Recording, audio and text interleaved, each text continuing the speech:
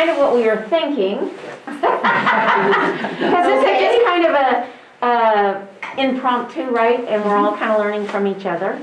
Is we thought we'd videotape and do still shots of showing how to put a cat in and out of a kennel, and also a dog in and out of a kennel. Okay, so obviously we're going to need to look at our lighting and all that kind of stuff and kind of set ourselves up. So if you aren't interested in videotaping, then take some still shots. And if you aren't interested in still shots, do some videotaping, okay?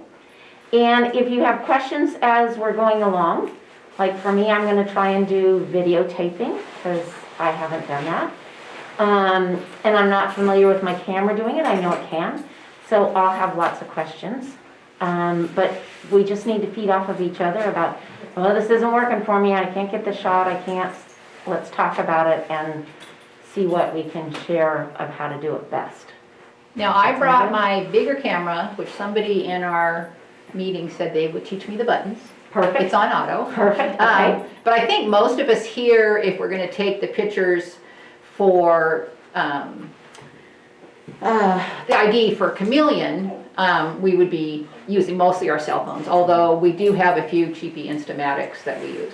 So if we are going to use our cell phones for doing the Chameleon, that's where we enter in so that people can look for the pictures online and stuff. There's things we probably want to talk about on your cell phone too, as to how to get the lighting right, how to get the focus right, get down to the level of the animal, right, and all that kind of stuff. So all those things we can practice. And I think because most people have the cell phones that are,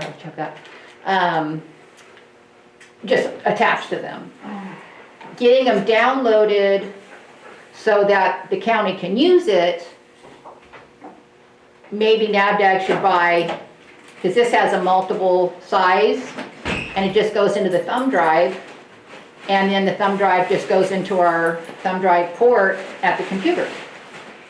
So we may want to just have these in the office, so like if the documentation team goes around and is taking the pictures, when they're done, they could just download it, put it in the computer, or have the county, whoever's here doing it, just stick it in the computer and they have all the pictures. Yeah. Anytime it's possible, when you're working with an animal moving in and out of the cage, obviously it'd be nice to have a door closed. Cats you have to. And there's 3 doors to this room. Not so much traffic this way, but the traffic this way. And we have found that if there's a big reason and the cages are being opened a lot at one time, then we may have to have somebody monitor a door, and that's just an event. Mm-hmm. Both of my cats are really easygoing, so you can easily practice, getting them in and out of the, I call them condos. Now, because I know her, I could probably just hold the cage up, right? But if you're taking a cat out, you would scruff, tuck, and then sometimes, and she squeaks. She doesn't meow. Now, is that normal? No. That's because she's the best cat in the world.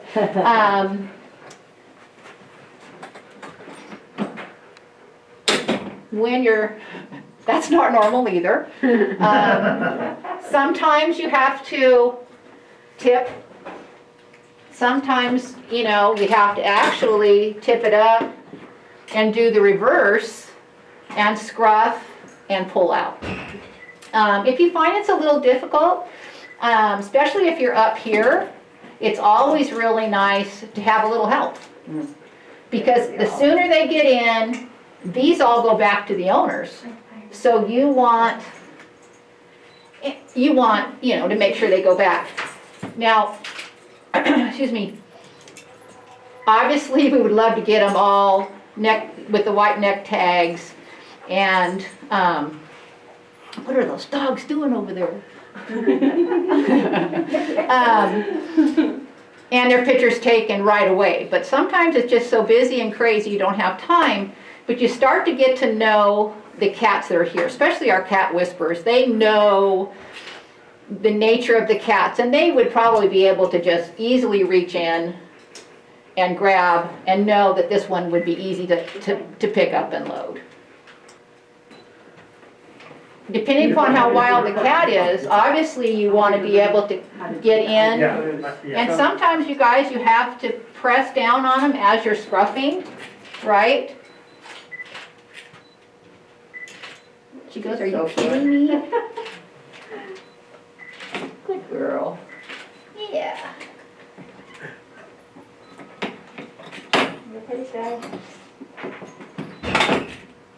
Be careful. I think you see it's a Now, if you know Rocky's 21 pounds, having help if you're tipping that carrier up. Especially if Rocky is not at all interested in me. Oh, he doesn't. And you might be able to put the kennel down while we're on it. You never know. The light meter, the ISO. Oh, see? Get her while she's in there with her light. They've got some pretty good ones, so they've got some pretty bad ones, just like the rabbits and chickens and stuff. This is in there, and it has the date, the last name of the owner, and the animal ID number. So that's in there, and one of the 2 or 3 pictures you take has to be real clear with that. Because they could rush. They could, yeah, all right. And you can lock it. Depending on the size of the package. There you go. Did you get that? Because that was quick. Gloves the face mask. Sorry. So if you can, focus on his face, on his eye. Kitty, kitty. Hey, Rocky. Rocky. Hey. Rocky, good boy. Good boy. Yeah, see, that's a preview when you cut off his tail. Right? Yeah, see, that's better. Then you get the whole thing of them. I'm Eric Anderson. I currently live in Sacramento. I'm a new volunteer to NAVDAG, and I've been doing animal rescue a long time, predominantly dogs. But one of the things that occurred to me when we were doing our exercise here today is that all animals have very unique coloring patterns on them. So even if the animal is hiding its head and you can't really get a good headshot, if you can get the side, the profile of the animal, a lot of times that might be enough to give somebody a clue that that is or is not their animal. They'll see if it's long hair or short hair. They'll see if the striping appears right for that particular side of the animal. So if you just can't get that headshot, don't make the animal crazy with you trying to accomplish that, because then you're going to be stressed, the animal's going to be stressed, and it probably is not going to be a successful interaction. So just something to keep in mind. I just feel like I can, just scrub without knowing why, technically I can Get down in it. sometimes get it automatic to the, Yeah. okay. So you gotta be really careful. to the aperture. Forget how to get it. Yeah. That's a big grid sign. Yeah, that's Yeah, I'm good. good. Yourself? Yeah. Good. More, It's getting dessert in here. Just a bit of. The documentation team, in a big event, needs to go around and they will make sure every animal has their picture taken with a whiteboard. And we may want to go to smaller whiteboards. You know, these work good with dogs and horses and things like that. Now, if they're in a group, the county has allowed us, like if we had 30 sheep coming in and we have them split up to 4 pens, he's allowing us to take a few pictures, and that is one group. Just like if I have a cage of 4 birds, I don't have to take and put this by one bird and this by the other bird. As long as I get a picture of all the birds that are in that cage. And the guppies can all be photographed in their somebody's. So, but we have one for Junie, and we have one for Rocky. So I would get in a couple people to a group, or 2, 3 to a group, figure out how you're gonna take a couple pictures. Make sure, like, maybe this is just a headshot with this really fast, you know what I mean? It could be. And then the next picture on your that you're gonna use is just a side shot that has the rest of the identifying. Okay, so however you guys wanna do it, but everybody should practice and see what they can do. Now, when cats come in a carrier, you don't have a lot of great markings. So, yeah, because it really shows that wide band. I know, but he goes, no, I don't want to have my picture taken. So I'm going to give you guys this. And the ones that are just scared, Yeah. they are hungered, so you may have to do this. And you may, and maybe, I don't know, I mean, I don't, think about how you guys may want to do it. And you only need the whiteboard for the one picture, and then as you're taking to get a better markings and stuff, then you don't need the whiteboard. Now, not every kennel will have a whiteboard, right? No, every room has whiteboard. Should be a button here. Okay. Not every kennel. Right, so you gotta We really change changed it. the whiteboard Yeah, everyone according to can have the to. animal Yes. was photographing at that moment, right?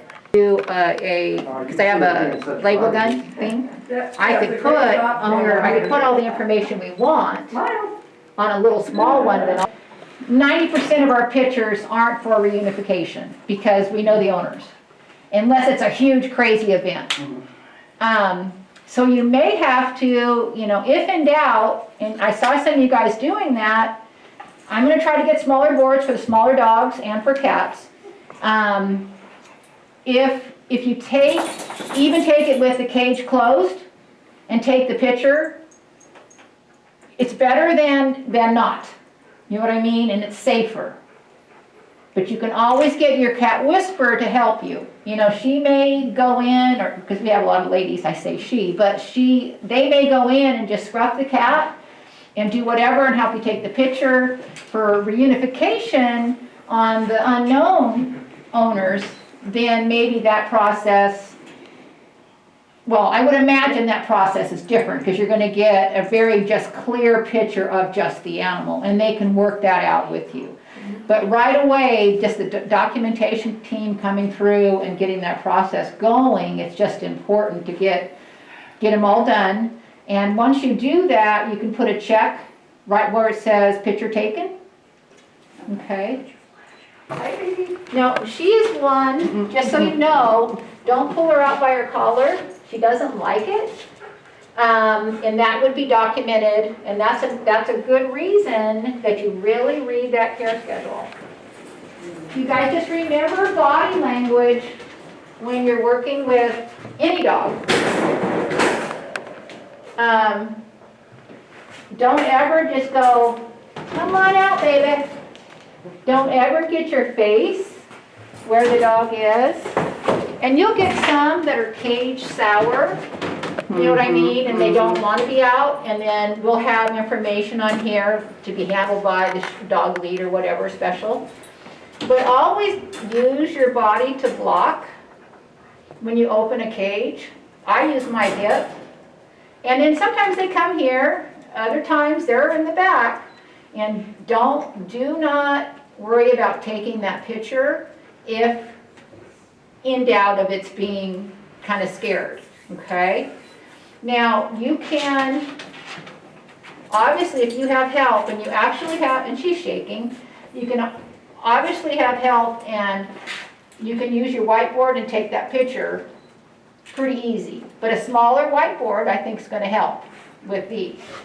Now, if I'm going to bring her out, and I prefer, and most little dogs are carried in general, right? Because they're lap dogs. So if they're coming out and they want to come out, I keep the head down and away from my face. And I think it's a lot better for me to carry it from that threshold out the door, and when I get to the door, I do the same. Now sometimes, especially like when they're coming in, if they get a little scared, I can do this. Okay, So just kind of watch. Oh. I'm always doing that with her. Don't, be real careful. And I know you want to cuddle with them and stuff, but you can cuddle and they're happy being down here. Okay? And you have the slip lead on. I want to talk about that. Yeah. I tend to forget things.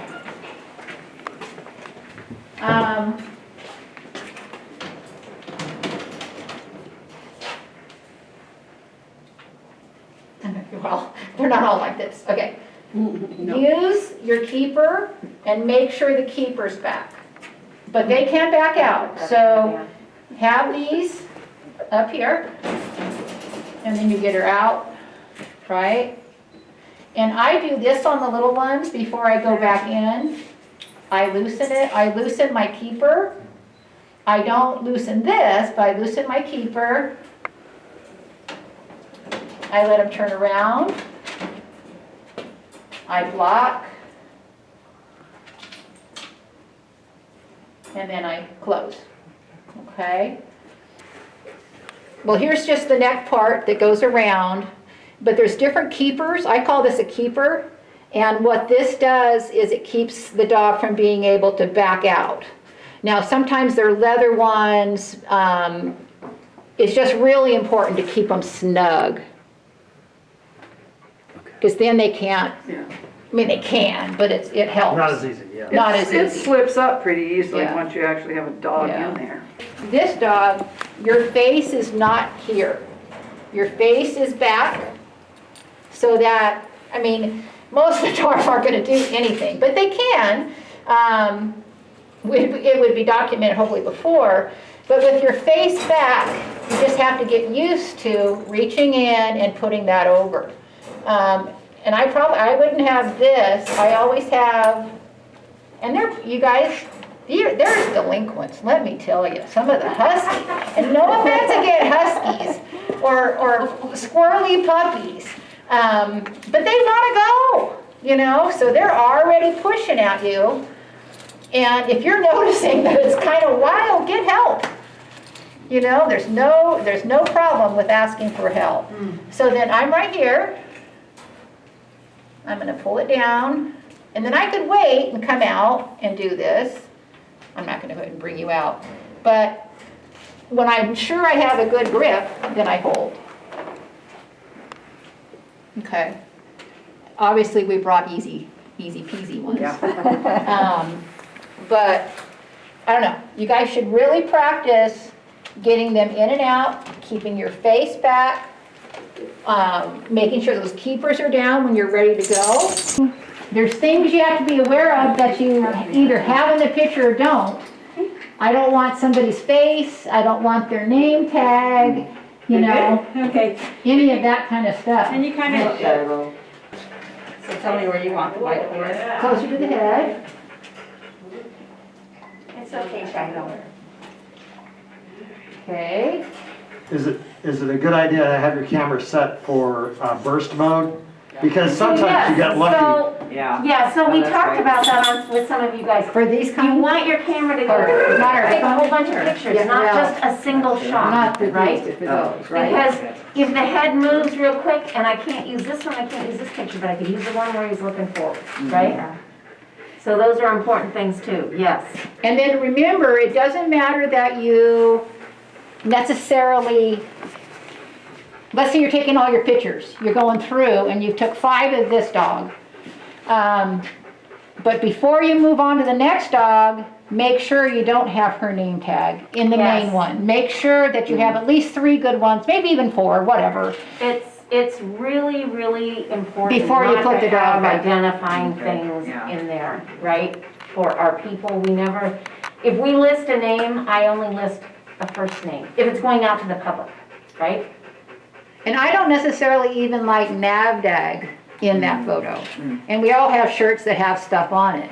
You know what I mean? But so for those pictures, They're the remember, identifying ones, yeah, nothing that has that kind of stuff on it. yeah.